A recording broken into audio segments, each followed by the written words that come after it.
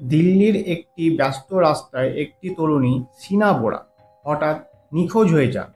তিনি ছিলেন মুম্বাইয়ের একটি মিডিয়া কোম্পানির উচ্চপদস্থ কর্মচারী, স্মার্ট, উচ্চাকাঙ্ক্ষী এবং স্বাধীন। তার পরিবারের দাবি শিনা তার প্রেমিকের সঙ্গে কোথাও চলে গেছে, কিন্তু এই গল্পের পিছনে লুকিয়ে ছিল একটি অন্ধকার ষড়যন্ত্র, যা ৩ বছর পর ২০১৫ সালে একটি চাঞ্চল্যকর উপায়ে প্রকাশ পায়। শিনা বোরা ছিলেন ইন্দ্রাণী মুখার্জির মেয়ে। ইন্দ্রাণী মুখার্জি ছিলেন একজন প্রভাবশালী মিডিয়া ম্যাগনেট, আইএনএক্স মিডিয়ার প্রাক্তন সিইও এবং পিটার মুখার্জির স্ত্রী। কিন্তু এখানেই গল্পের প্রথম টুইস্ট আসে। ইন্দ্রাণী প্রকাশ্যে শিনাকে তার মেয়ে বলে পরিচয় না দিয়ে তাকে নিজের বোন হিসাবে পরিচয় দিতেন। এই সম্পর্কের জটিলতা ছিল মামলার একটি গুরুত্বপূর্ণ অংশ। নিখোঁজ শিনা ২০১২ সালে ২৪শে এপ্রিল শিনা বোরা মুম্বাইয়ের বান্দা এলাকায় তার প্রেমিক রাহুল মুখার্জির সঙ্গে দেখা করতে যান। রাহুল ছিলেন পিটার মুখার্জির ছেলে, অর্থাৎ ইন্দ্রাণীর সৎ ছেলে। সন্ধ্যায় শিনা একটি গাড়িতে উঠেছিলেন, যেখানে ইন্দ্রাণী এবং তার প্রাক্তন স্বামী সঞ্জীব খান্না উপস্থিত ছিলেন। এরপর থেকে শিনাকে কোনো জায়গায় পাওয়া যায়নি। পুলিশের কাছে ইন্দ্রাণী দাবি করেন শিনা তার প্রেমিকের সঙ্গে বিদেশে চলে গেছেন। তার মোবাইল থেকে কিছু এসএমএসও পাঠানো হয়েছিল, যা দাবি করছিল যে শিনাকে নিজের ইচ্ছায় চলে গেছেন।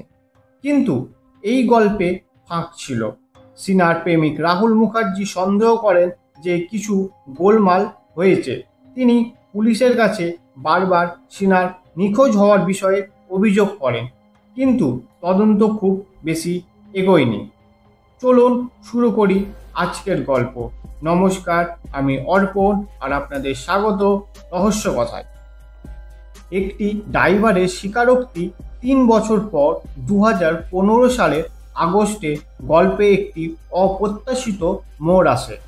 মুম্বাই পুলিশ একটি সম্পূর্ণ ভিন্ন মামলায় ইন্দ্রাণীর ড্রাইভার শ্যামবর রায়কে গ্রেপ্তার করে। শ্যামবরকে জিজ্ঞাসাবাদের সময় তিনি একটি চাঞ্চল্যকর স্বীকারোক্তি দেন। তিনি শিনা বোরার হত্যাকাণ্ডে জড়িত।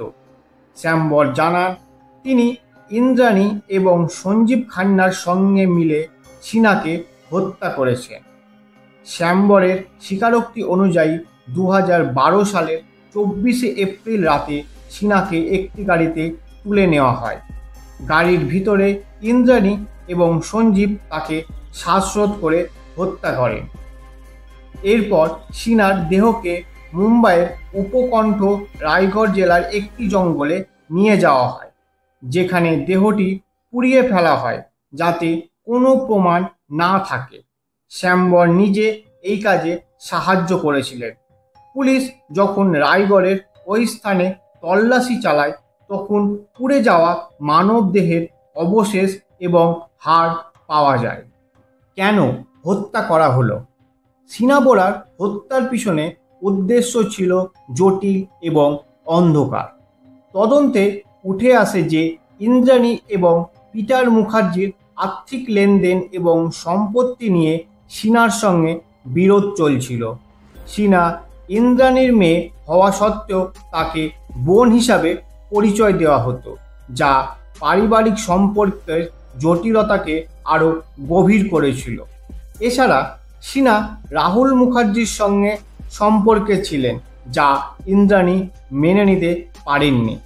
তিনি এই সম্পর্কের বিরোধী ছিলেন এবং শিনাকে তার জীবন থেকে সরিয়ে দিতে চেয়েছিলেন।